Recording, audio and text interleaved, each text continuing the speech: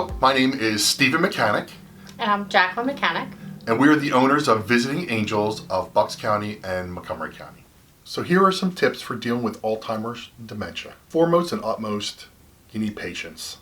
The person's going to repeat a lot of things over and over, but you have to understand it's the first time for them each and every time. Alzheimer's and dementia are diseases that the person has. It's not something that they're doing on purpose. They're not asking, because they do ask a lot of questions. They may ask you your name 20 times in an hour. As a loved one who's caring for that person, you cannot be upset.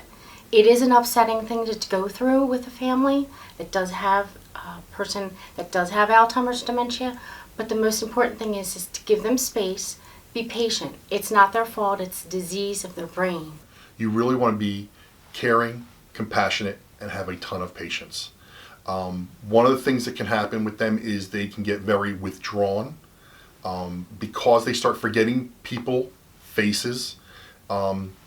Grandchildren are usually the first to go. They forget them. They forget that their children had gotten married. And then they sometimes forget that they've even got married themselves. We had a lady who had 3 children, multiple grandchildren, had forgotten everything to the point where she thought she was still single and back in the early days.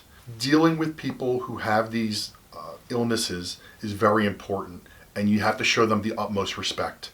They remember things from long, long, long ago, but can't remember a lot of things that are more recent in the last 10, 20, 30 years.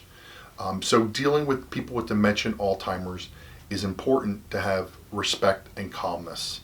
If they get aggravated and agitated and get very upset, the best thing to do is to just step away from the situation, give that person a few minutes to calm down, 10 to 15 minutes, reapproach them in a different way.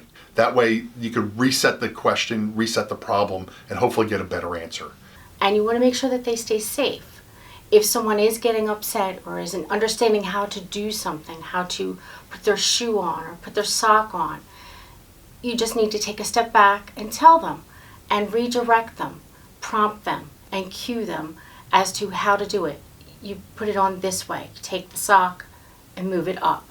Things like that. You want to make sure that they understand you, and sometimes in simpler terms and not confusing to them. You have to make it as easy as possible to help them, and that's what the goal is, to help them.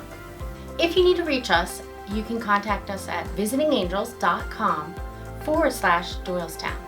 Or you can give us a call at 215-345-9600. Thank you.